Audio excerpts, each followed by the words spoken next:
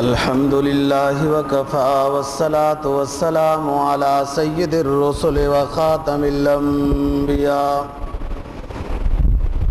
وعلى آله وأصحابه الذين أوفوا عهده الذين هم خلاصة العرب العرباء وخير الخلائق بعد الأنبياء. أما بعد فأعوذ بالله من الشيطان الرجيم. بسم الله الرحمن الرحيم. فيها يفرق كل أمر حكيم أمرا من عندنا إنا كنا مرسلين. وعن أنس رضي الله تعالى عنه وعنهم قال كان رسول الله صلى الله عليه وسلم إذا دخل رجب فقال اللهم بارك لنا في رجب وشعبان وبلغنا في رمضان. صدق الله العظيم وصدق رسوله النبي الأمي الكريم ونحن على ذلك لمن الشاهدين والشاكرين والحمد لله رب العالمين.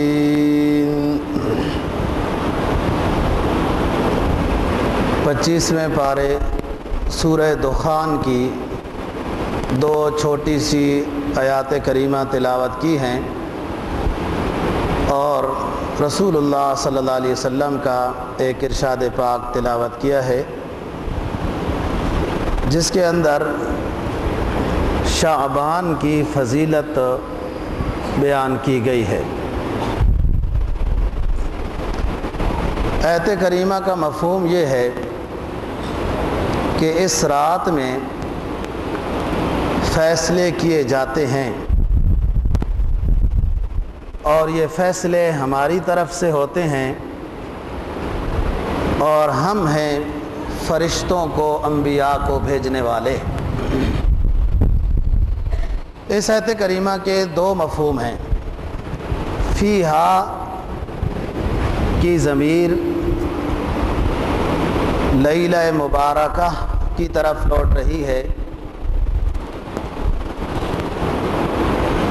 بعض مفسرین کا یہ کہنا ہے کہ یہ لیلۃ القدر کی رات مراد ہے جس کا ذکر انا انزلناہ فی لیلۃ القدر میں آتا ہے.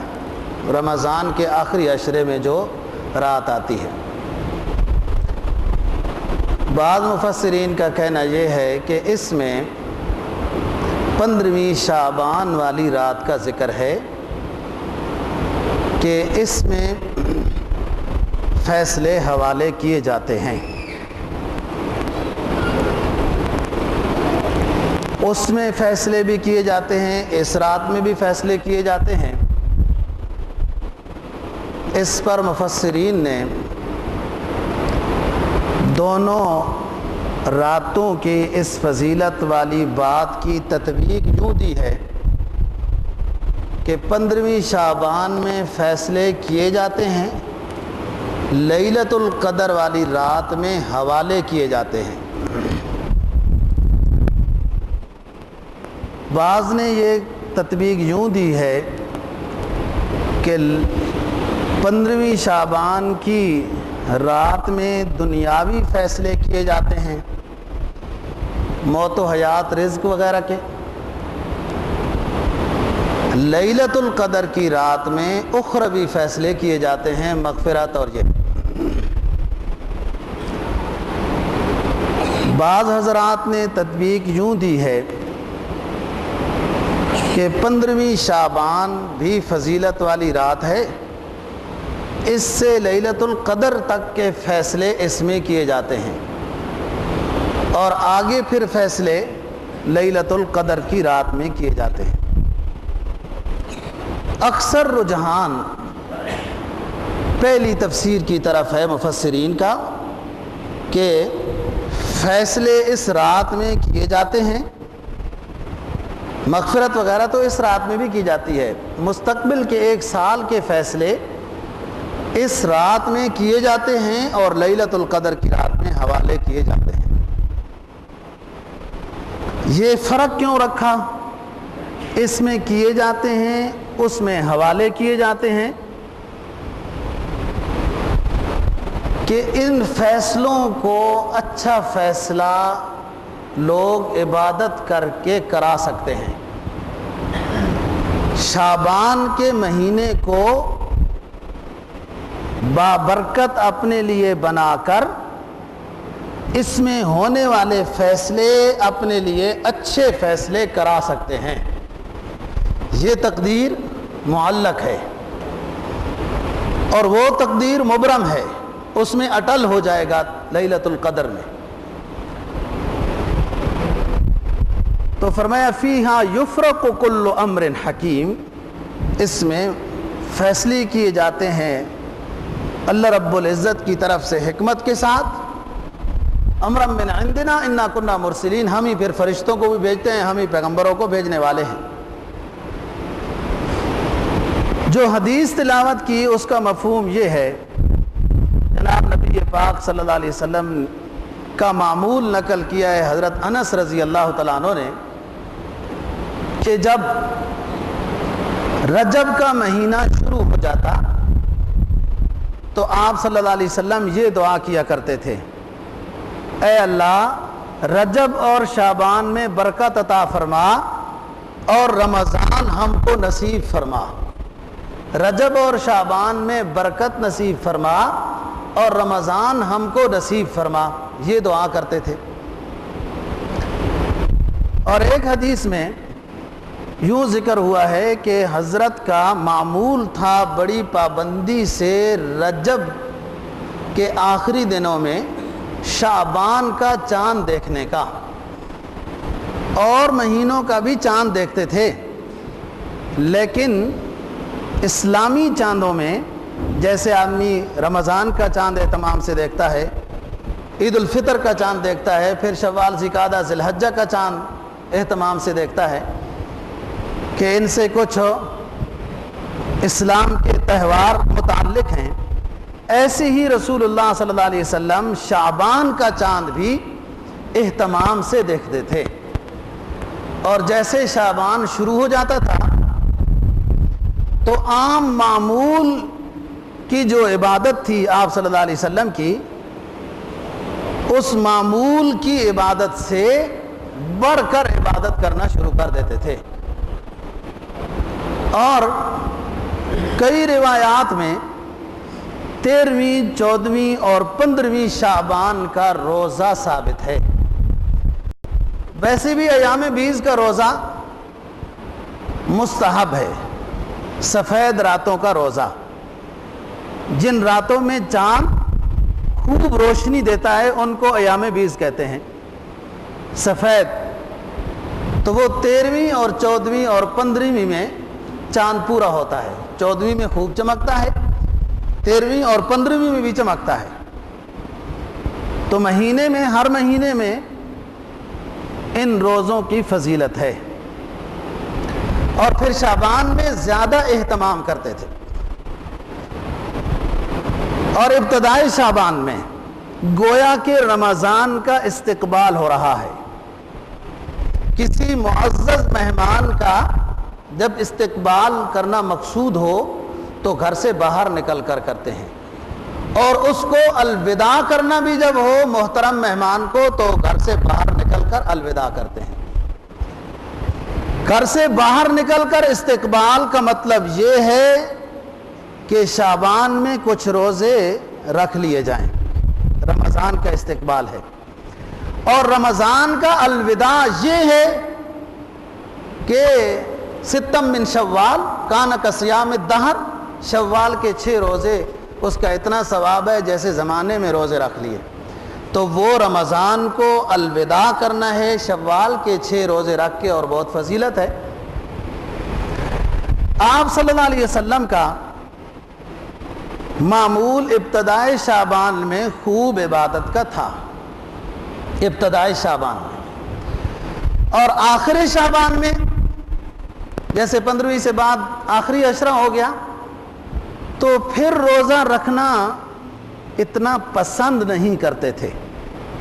آخری شعبان میں روزہ رکھنا پسند نہیں کرتے تھے۔ کسی نے کوئی قضا یا کوئی رکھ دیا تو جائز بھی ہے، کیوں؟ تاکہ اصل جو مہینہ روزوں کا آ رہا ہے اس کے لیے صحیح تیاری ہو جائے، اس سے پہلے ہی کہیں ضعف نہ ہو جائے۔ تو آخری شعبان میں روزے رکھنا کا جو معمول ہے وہ نہیں تھا، ابتدائے شعبان میں روزے رکھنے کا معمول تھا، اور خصوصاً 13ویں، 14ویں اور 15ویں۔ ایک حدیث حضرت علی رضی اللہ تعالیٰ عنہ اس کے راوی ہیں، فرماتے ہیں کہ رسول اللہ صلی اللہ علیہ وسلم فرمایا کرتے تھے کہ لیلتم من نصف شعبان قوموا لیلہا وصوموا نہارہا، کہ آپ فرمایا کرتے تھے کہ 15ویں شعبان کی رات کو قیام کیا کرو اور دن کو روزہ رکھا کرو۔ اور پھر اسی حدیث میں فرمایا کہ اس رات میں اللہ رب العزت کچھ فیصلے فرماتے ہیں مکلف مخلوق کے لیے، خصوصاً انس و جن کے لیے، اور اس میں موت و حیات کے فیصلے زیادہ متعلق ہوتے ہیں کہ آنے والے سال میں کس نے آنا ہے اور کس نے دنیا سے چلے جانا ہے۔ تو میں یہ پسند کرتا ہوں، جناب فرما رہے ہیں کہ میں یہ پسند کرتا ہوں کہ ادھر فیصلے ہو رہے ہوں اور ادھر میں عبادت میں مصروف ہوں، تو پھر فیصلہ اللہ رب العزت سے امید ہے کہ بہتر فیصلہ ہوگا۔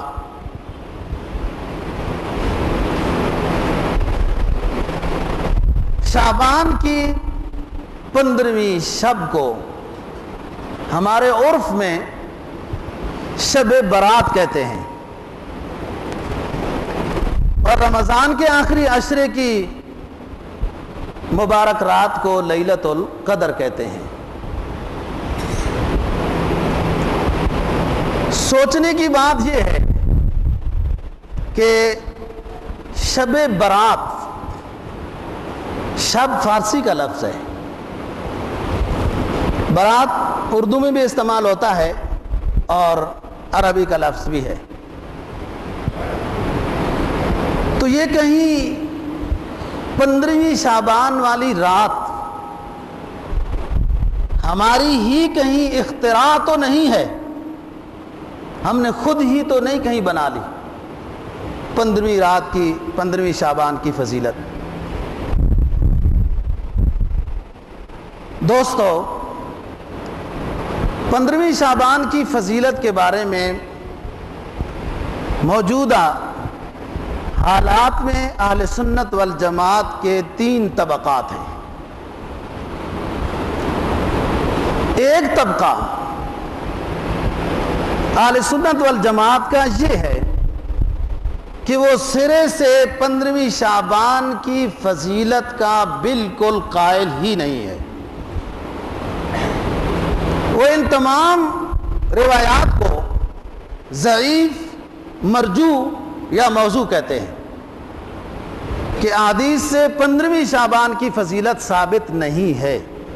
ایک طبقہ یہ ہے۔ ایک طبقہ اور ہے کہ اس نے 15ویں شعبان کو سب کچھ ہی سمجھا ہوا ہے، عبادت بھی اس میں کرنی ہے، چراغاں بھی اس میں کرنے ہیں، حلوے بھی اس میں پکانے ہیں، خاص قسم کی دال بھی پکانی ہے، موم بتیاں بھی لگانی ہے، آتش بازی بھی کرنی ہے، شبینہ بھی کرنا ہے، نعت خوانی سپیکروں میں، اونچے سپیکروں میں بھی کرنی ہے، مسجدوں کو دلہن بنا دینا ہے۔ یہ 15ویں شعبان کے متعلق عقیدت ایک اور طبقے کی یوں ہے کہ کچھ ثبوت اور کچھ اپنی طرف سے اضافہ کر کے سب کچھ ہی 15ویں شعبان کو بنا لیا اور جاگنا سباب سمجھا کہ جاگنا ضروری ہے، عبادت ضروری نہیں، جاگنا ضروری ہے، چلتے پھرتے بھی رہو گے تو حاصل ہو جائے گی۔ وہ پہلا طبقہ تفرید کا شکار ہوا کہ بالکل ہی منکر ہو گیا 15ویں شعبان کی فضیلت کا۔ یہ دوسرا طبقہ تفرید کا افراد کا شکار ہوا کہ بہت کچھ ملا دیا۔ ایک درمیان والا طبقہ ہے، وہ فی الجملہ ان احادیث کو مانتا ہے جن میں فضیلت 15ویں شعبان کی ثابت ہے اور 15ویں شعبان کی عبادت کو مستحب نفل کا درجہ قرار دیتا ہے۔ کوئی شخص جتنی اس کی وسعت، استطاعت، ہمت اور طاقت ہو، اپنی وسعت اور طاقت کے مطابق عبادت کرے، اللہ سے مانگے، فضیلت سے خالی نہیں ہے۔ بہتر یہ ہے کہ اپنے گھروں میں نفلی عبادت کی جائے۔ اس پر بہت ساری روایات 15ویں شعبان کی فضیلت کے بارے میں سنن اور احادیث کی کتب میں موجود ہیں، جس پر رسول اللہ صلی اللہ علیہ وسلم کا نصف شعبان کے بارے میں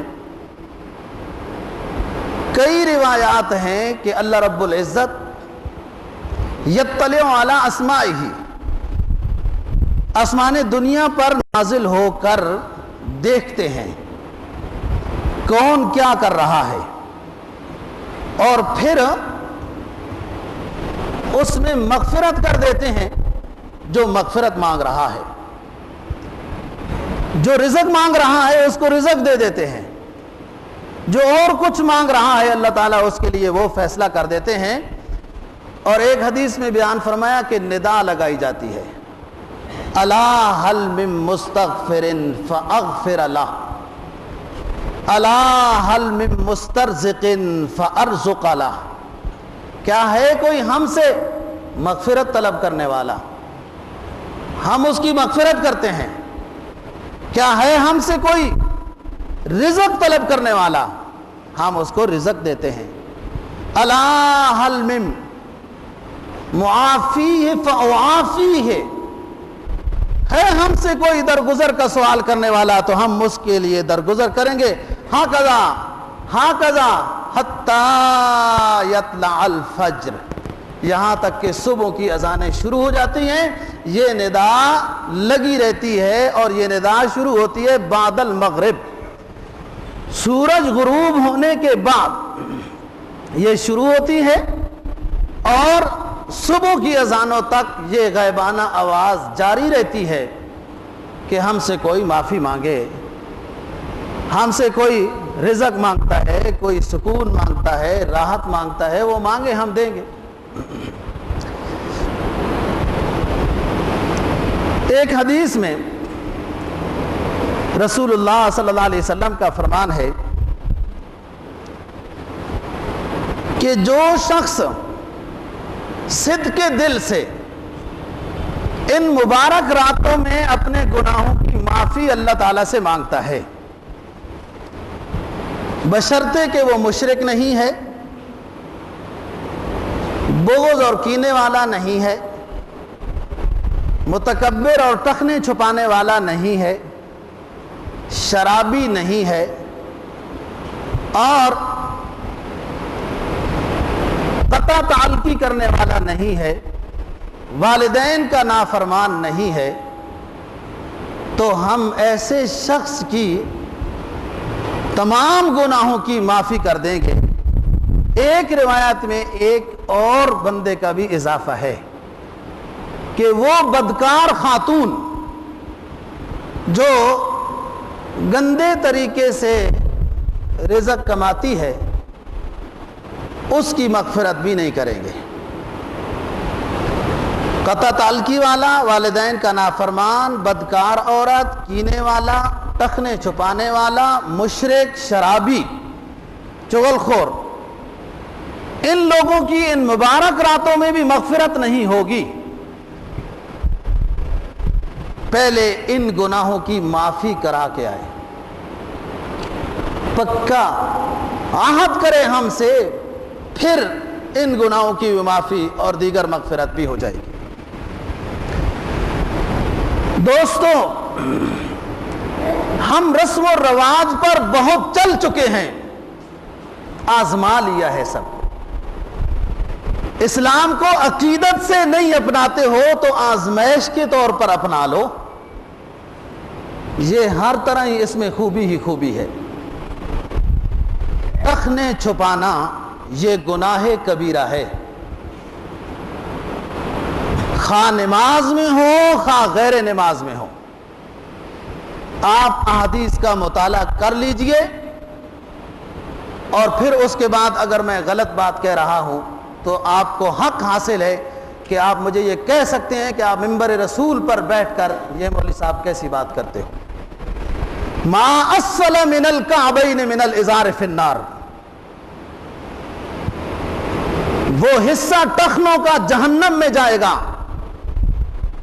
جو چھپا ہوا ہوگا شلوار سے یا پتلون سے یا کرتے سے یا جبے سے یا تہبند سے، اوپر سے نیچے لٹکنے کا حکم ہے۔ نیچے سے جراب سے یا موزے سے یا بوٹ سے ٹخنا چھپا ہوا ہو کوئی حرج نہیں ہے۔ ہمت کرو، کوشش کرو، دین کو نہ بدلنے کی کوشش کرو، اپنے آپ کو بدلنے کی کوشش کرو۔ اگر عمل نہیں کر سکتے ہو، دین پر معترض نہ بنو، اللہ سے توفیق مانگو۔ آپ یہ نہ کرو کہ یہ دین اس زمانے کا تھا، یہ خاتم النبیین صلی اللہ علیہ وسلم دین لے کر آئے ہیں اور یہ دین قیامت تک رہے گا، یہ ہمیشہ کے لیے ہے۔ حضرت عائشہ صدیقہ رضی اللہ تعالی عنہا ایک واقعہ نقل کرتی ہیں، اس سے پہلے ایک حضرت علی رضی اللہ تعالیٰ عنہ کا مقولہ سناتا ہوں۔ حضرت علی رضی اللہ تعالیٰ عنہ نے ایک مقام پہ اپنے ساتھیوں کو فرمایا کہ بتاؤ گہرا دوست کون ہوتا ہے؟ کہا جو مشکل میں ساتھ دے، فلاں ہو فلاں ہو فلاں ہو۔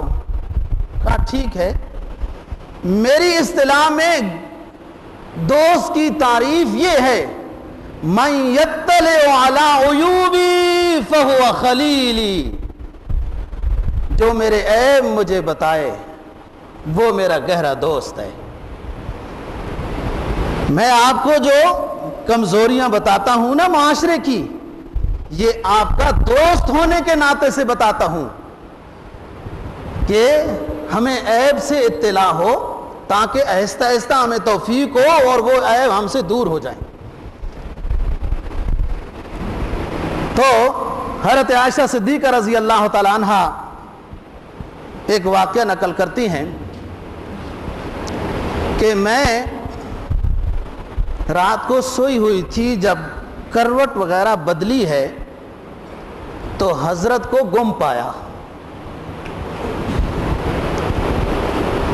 سوکن ہونے کے لحاظ سے یہ وصف لازمی ہے۔ تو امی کہتی ہیں میرے دل میں خیال آیا کہ حضرت کسی اور زوجہ مطہرہ کے پاس چلے گئے ہیں۔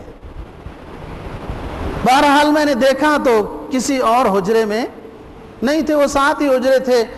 آپ حضرات نے دیکھا ہے کوئی اتنا بڑا مربع فٹوں پر، کنالوں پر وہ ایوان نہیں تھا، وہ چند مرلوں پر مشتمل دنیا عظیم کائنات کے سب سے بڑے انسان کا مسکن تھا، وہ چند مرلوں پر بھی۔ تو کہتی ہے مجھے ایسے جھلک سی محسوس ہوئی کہ حضرت جنت البقیع کی طرف جا رہے ہیں، کچھ ایسے محسوس ہوا۔ اور یہ اتنی دیر سے آنکھ نہیں کھلی تھی، وہ خوشبو جیسے مفقود پائی فوراً آنکھ کھل گئی تھی، دیر سے آنکھ نہیں کھلی تھی، فوراً آنکھ کھل گئی تھی۔ وہ ایک خاص خوشبو ہے، وہ جیسے ہی مفقود پائی فوراً اٹھ کے چلنے لگی۔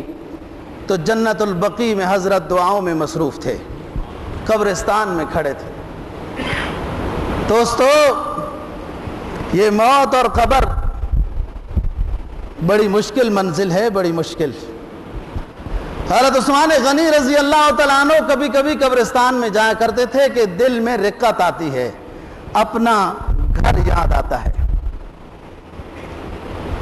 اور اپنی اصلی آرام گاہ ہے، اصلی آرام گاہ ہے۔ یہ موت معاف نہیں کرتی ہے کسی کو۔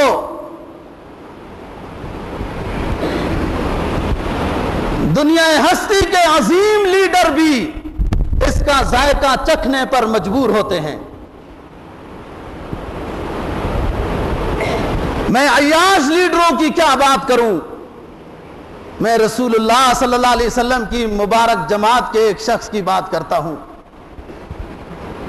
جو صحابی رسول ہے، کاتبین وحی ہے، کندھا دینے والا ہے تاجدار دو عالم کو، 30 سالہ حکمرانی ہے، بنو امیہ کا جلیل القدر باروب خاندان کا شخص ہے۔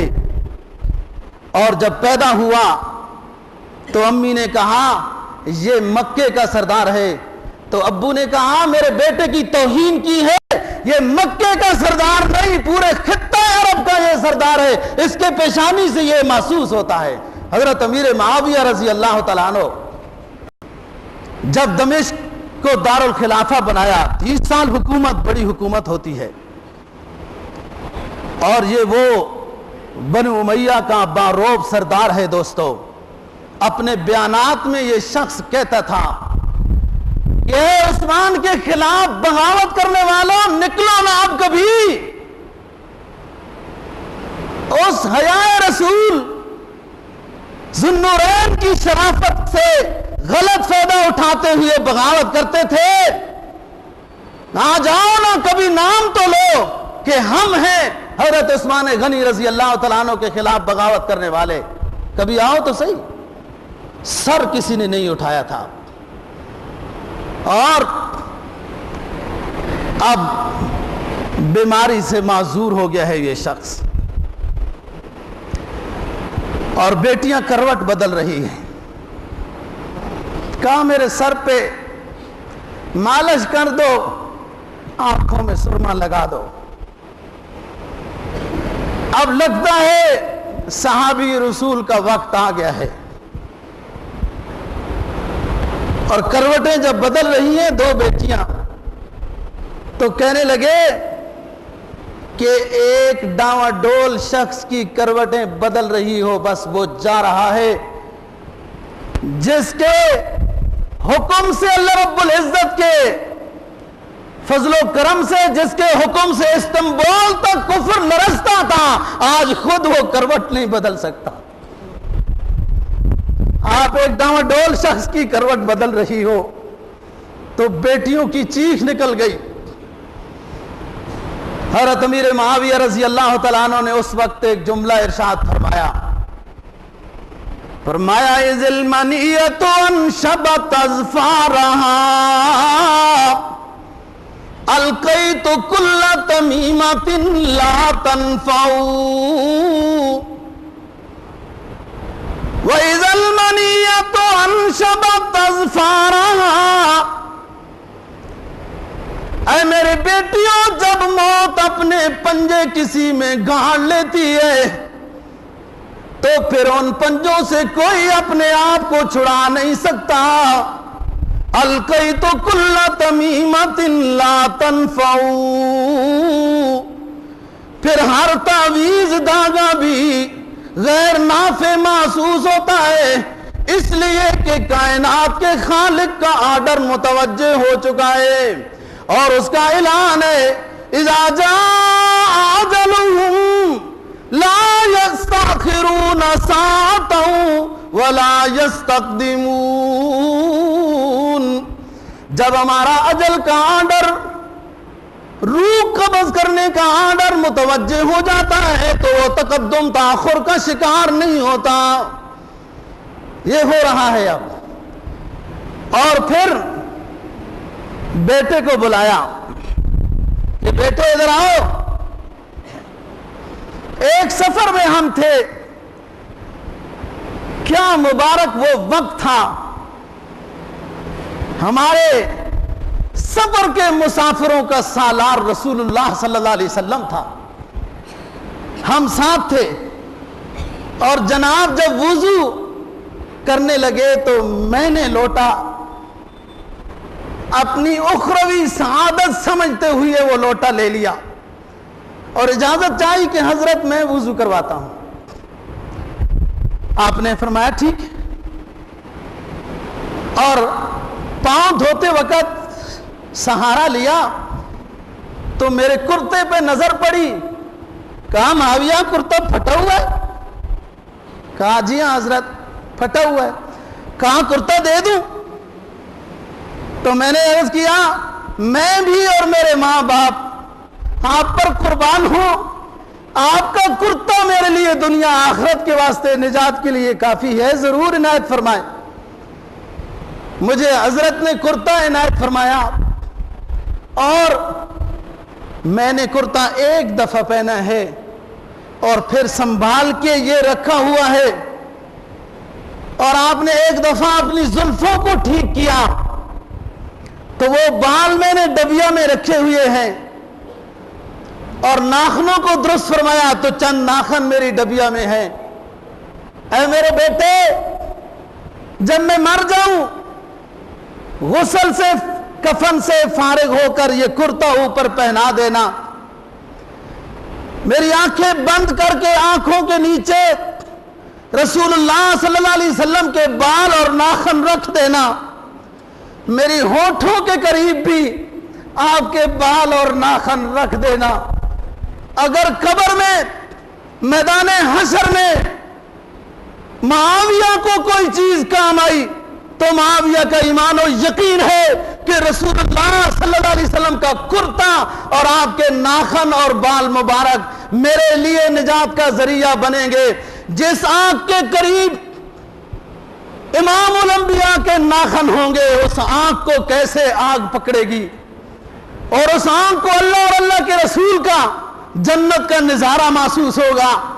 اور جن ہونٹوں کے قریب رسول اللہ کے بال ہوں گے وہ ہونٹ کیسے من ربوں کا من نبیوں کا جواب نہیں دے سکے گے. تم ایسا کر دینا. دوستو یہ موت ایسی چیز ہے کہ کسی کو معاف نہیں کرتی. یہ ذائقہ ہر کسی کو چکھنا ہے. قسمت والا وہ شخص ہے کہ اس نے اس آخری آرام گاہ کی تیاری کی ہوئی ہے. یہ جملہ بڑا اچھا ہے دوستو. ہمارے جنازوں میں اور اخباروں میں جب آتا ہے کہ فلاں انتقال ہو گیا اور اس کو آخری آرام گاہ میں حوالے کر دیا گیا ہے. یہ ہماری آخری آرام گاہ ہے. تو رسول اللہ صلی اللہ علیہ وسلم کو حضرت عائشہ صدیقہ رضی اللہ تعالی عنہا نے گم پایا اور جنت البقیع میں مل گئے. آپ دعاؤں میں مصروف ہے اور آپ کو پتہ ہے آپ کی دعا ایک ہی ہے. اول آخر کچھ بھی ہو مرکزی دعا آپ کی ایک ہی ہے. یا رب میری امت کی مغفرت کر دے. میری امت کی مغفرت کر دے. میری امت کو ہدایت دے دے. میری امت کو صراط مستقیم دے دے. میری امت کو گمراہی سے بچا دے. یہ جنت البقیع میں دعا ہو رہی ہے. یہ 15ویں شعبان کی رات ہے.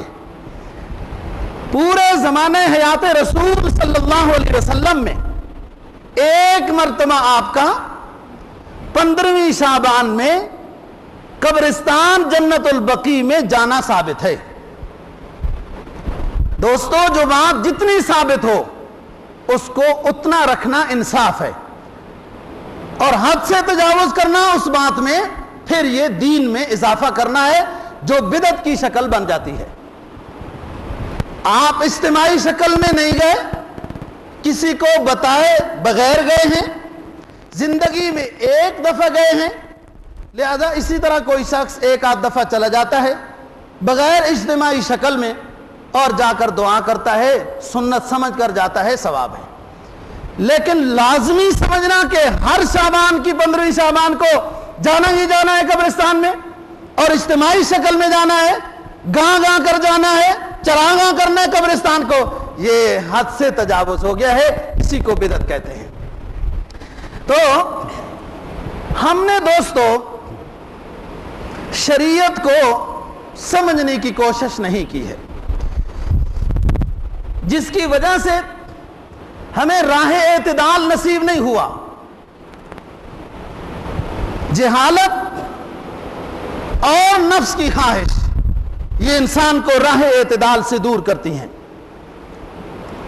یا تو انسان ناواقف ہے اور اس کو جو کوئی جدھر لے جائے وہ ادھر ہی چلا جائے گا، یا واقف ہے لیکن نفس کی خواہشات میں وہ اتنا گھرا ہوا ہے، گرفتار ہے، وہ حق سمجھنے کے باوجود حق پر نہیں آتا۔ یہ دو چیزیں ہیں جو انسان کو راہ اعتدال سے دور کرتی ہیں۔ دوستو رسول اللہ صلی اللہ علیہ وسلم پر غم کے بھی دور آئے، لیکن غم کا دور آپ نے کیسے گزارا؟ ہم ایسے گزاریں گے تو سنت کے پیروکار ہوں گے، اور ماتم کریں گے تو پھر خلاف شرع ہوگا، شریعت کی بات نہیں ہے یہ۔ اور آپ پر خوشی کا دور بھی آیا، خوشی کا دور بھی آیا، اور عاجزانہ شکل میں شاکر بنتے ہوئے آپ نے خوشی کے دن گزارے، عاجزانہ شکل میں شاکر بنتے ہوئے، شکر ادا کرتے ہوئے وہ خوشی کے دن گزارے۔ ہماری طرح یہ خوشی کے دن نہیں گزارے کہ یہ مسلمانوں کی اولاد ہے دوستو، کہ جب اونچا قرآن پڑھنا منع ہے کہ کسی کی نیند نہ خراب ہو جائے، کسی کی عبادت نہ خراب ہو جائے، اونچی آواز کے ساتھ عبادت منع ہو گئی تو پٹاخے بجانا یہ جائز ہو گیا، اور پھر ہسپتالوں کے قریب، اور ادھر انہی کی لاشیں بھی ہسپتالوں میں پہنچی ہوئی ہیں، اور بعض کے والدین وہ مرثیہ خاں بنے ہوئے اور بعض عیاشی کا وہ عجیب مرکز بنے ہوئے۔ دوستو یہ سوچنے کی بات یہ ہے کہ یہ ہماری ہی اولاد ہے یا کہیں اور سے تو نہیں آ گئی، یہ ہماری تربیت ہے۔ تاجدار دو عالم صلی اللہ علیہ وسلم کو خوشی نصیب ہوئی، مکہ فتح ہوا، مکہ فتح ہوا دوستو، یہ معمولی خوشی نہیں ہے، یہ بڑی خوشی ہے، اور اونٹنی پر سوار ہے، سر نگوں ہے، سر جھکا ہوا ہے، اور اونٹنی پر سوار غلام ہے ساتھ، غلام ہے زید ساتھ، کہ دنیا تاریخ کے بادشاہ یہ رقم کر لے، لکھ لے، دیکھ لے کہ جب کائنات کے عظیم انسان کو فتح حاصل ہوئی تو اپنی اونٹنی پر غلام کو سوار کیا، سر جھکاتا ہوا جا رہا ہے، شکر ادا کرتا ہوا۔ مکہ فتح ہونا دوستو یہ معمولی خوشی نہیں ہے، یہ وہ سنگ دل تھے جنہوں نے حضرت محمد صلی اللہ علیہ وسلم کو یہاں رہنے نہیں دیا، اوجری پھینکی تھی، کانٹے بچھائے تھے۔ اور پھر علامہ جامی کیا کہتے ہیں؟ یہ امامہ کی سجاوٹ، یہ جبین روشن، یہ امامہ کی سجاوٹ، او 15ویں 14ویں صدی والے مسلمانوں، میرے پیغمبر کی کوئی چال تو دکھاؤ مکی اور مدنی کے، نماز کے علاوہ بھی سر ننگے چلے ہوں۔ میں منتظر ہوں تمہاری اس بات کا کہ مجھے حج و عمرہ کے علاوہ امام الانبیاء صلی اللہ علیہ وسلم کی مدینے کی گلیوں میں چلنے کا منظر دکھاؤ، اور اس میں آپ ننگے سر جا رہے ہوں، اور تمہارے پاس بلیو ایریا والے افسروں 100 روپے کی ٹوپی رس خریدنے کی وہ سکت نہیں ہے کہ تم نماز کو بھی رسول اللہ کی سنت کے مطابق ادا کر سکو۔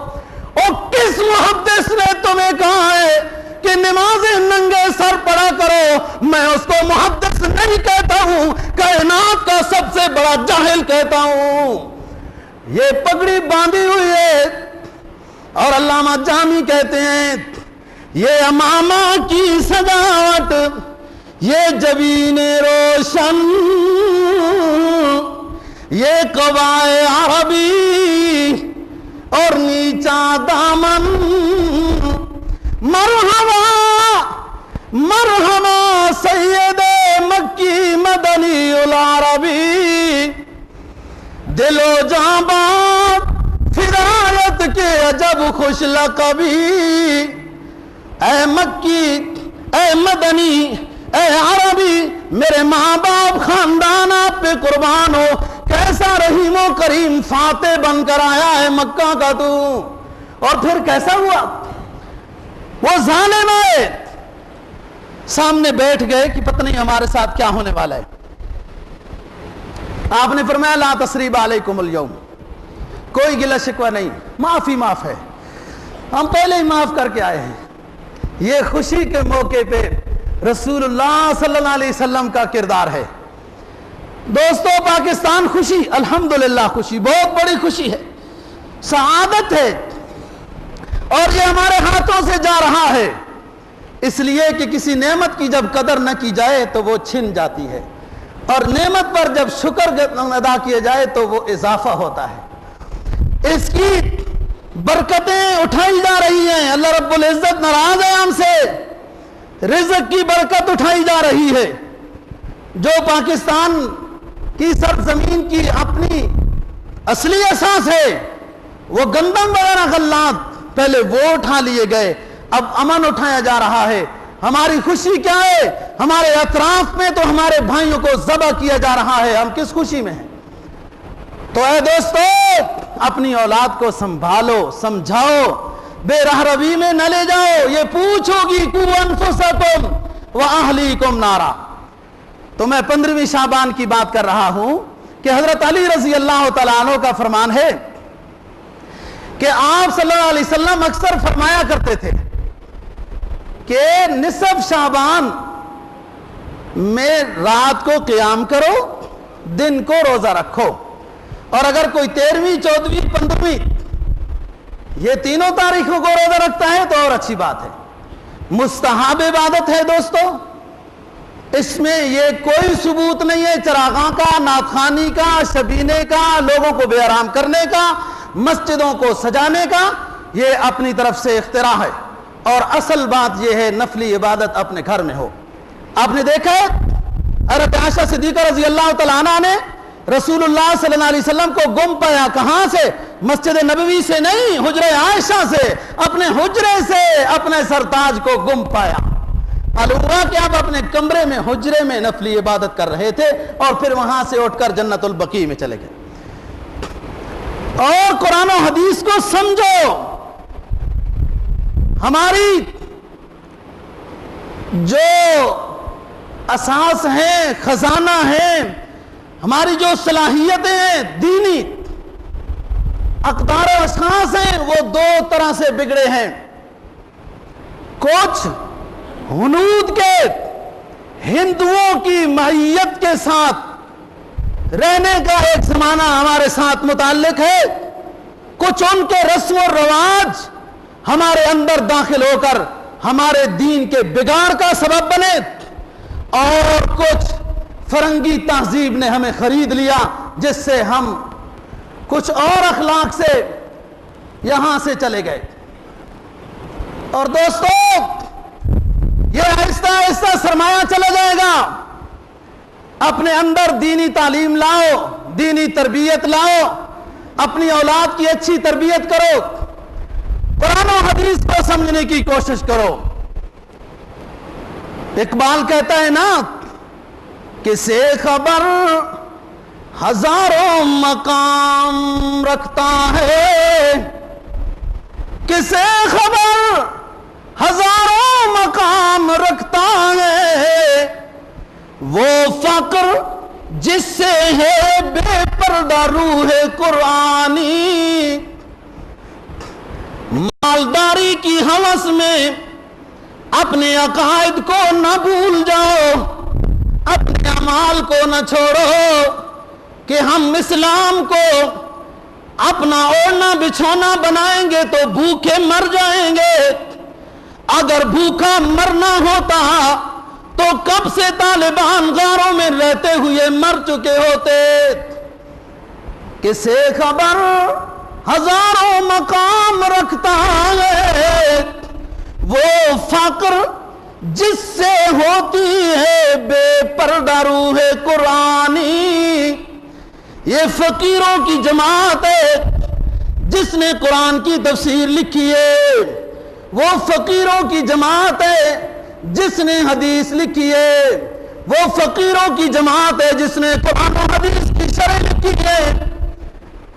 خودی کو جب نظر آتی ہے قاہری اپنی، خودی کو جب نظر آتی ہے قاہری اپنی، یہی وہ مقام ہے کہتے ہیں جس کو سلطانی۔ کسی اللہ اللہ کرنے والے کے قریب تو جاؤ نا، وہ ان بادشاہوں سے کہیں اونچی بادشاہت میں رہتا ہے۔ یہ جبر و قہر نہیں، یہ عشق و مستی ہے۔ یہ جبر و قہر نہیں، یہ عشق و مستی ہے۔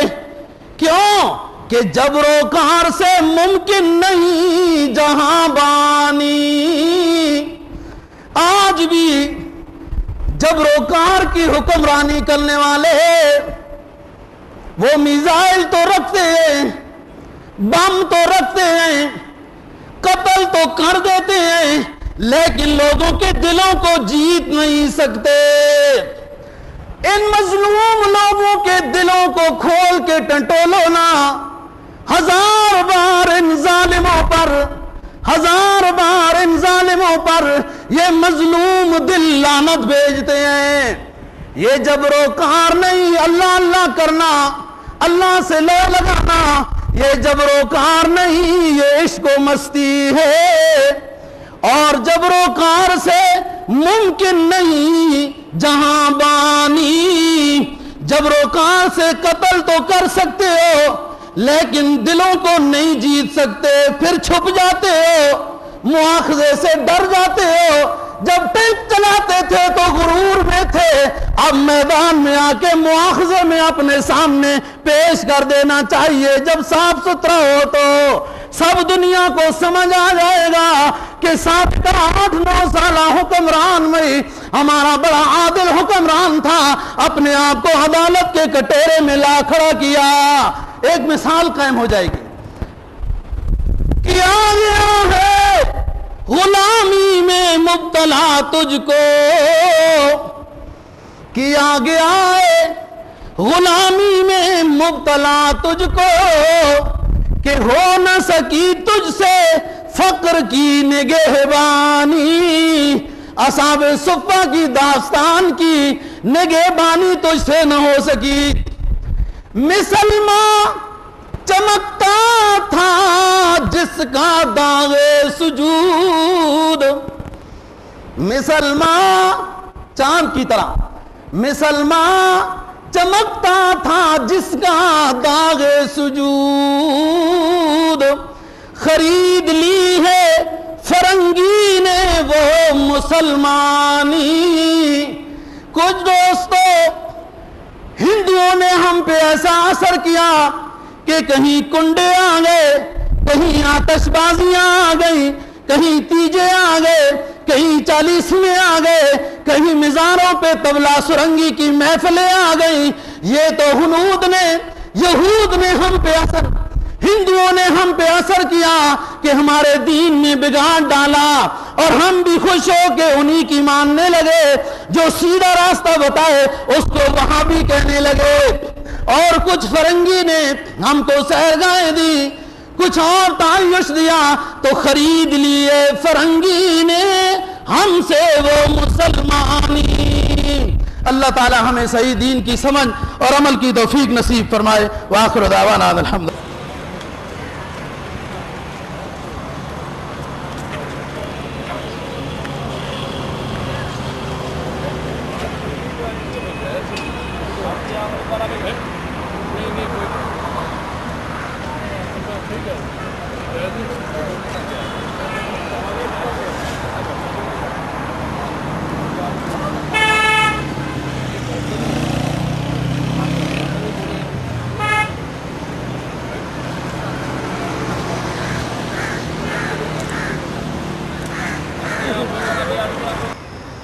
सीढ़े मिलने की पता मकतबा बैतुल कलाम मस्जिद अर्रहमान बिलू एरिया इस्लामाबाद।